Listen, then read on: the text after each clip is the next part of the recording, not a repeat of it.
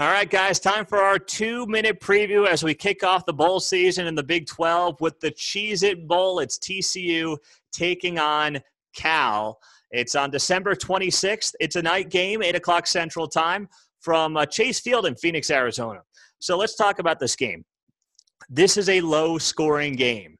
Both teams have really good defenses and suspect at best offenses. Cal is led by its stud linebackers, and I apologize if I am mispronouncing this name. Remember, we focus on the Big 12 here at HeartlandCollegeSports.com, your independent Big 12 digital media outlet.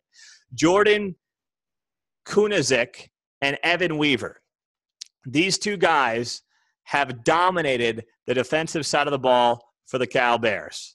They rank second and third, respectively, in the Pac-12 in total tackles. They have a combined 276 tackles, 20.5 tackles for loss.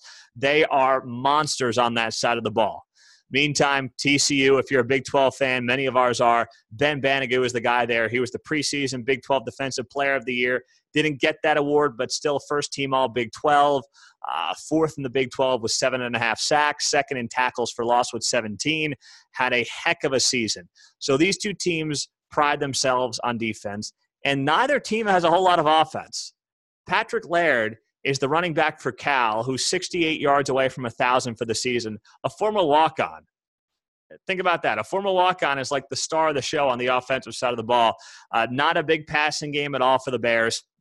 Meantime, TCU is rolling with Grayson Muhlstein at quarterback. Sean Robinson's transferring. We know that. Mike Collins is pretty banged up, so it's going to be Muhlstein, it looks like. The key for TCU is to get the ball into Jalen Reagor's hands. Jalen Reagor is the most underrated wide receiver in America. Against Oklahoma State in the final game of the regular season when TCU got bowl eligible, he had over, I think it was 90 yards receiving, and then he had over 100 yards rushing. He's the first Big 12 wide receiver to ever do that in a game. 100 receiving yards, 90 rushing yards. First one to ever do it. He is the offense for the Horned Frogs. They have to get the ball into his hands. That's what they got to do. Meantime, Cal has got to force turnovers. They had a Pac-12 best 24 turnovers forced. Meantime, TCU finished -5 in turnover margin, which was 7th in the Big 12 conference. That's going to play a big factor here and a big role in this game. It's going to be low scoring. Points are going to be at a premium. But here's why I'm taking TCU. I think, first off, TCU's defense, considering the offenses that it faced, performed much better. They faced 5 of the nation's top 16 offenses, did TCU, and they ranked number 1 in the Big 12 in total defense with 345 yards per game. And you give me Gary Patterson with a month to prepare.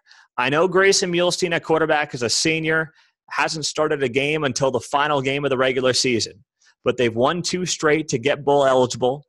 Patterson has 3.5 weeks to prepare for you. Cal head coach Justin Wilcox, never been a head coach of a bowl team.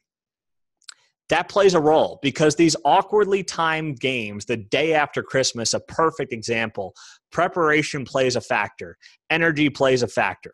Patterson will have his guys juiced up, and I think TCU wins this game over Cal. Final of 20-17, a low-scoring finish in the Cheez-It Bowl. Thanks, guys. Subscribe. Be a part of it. Thanks for joining us, YouTube, and we'll talk to you soon. HeartlandCollegeSports.com. Check it out.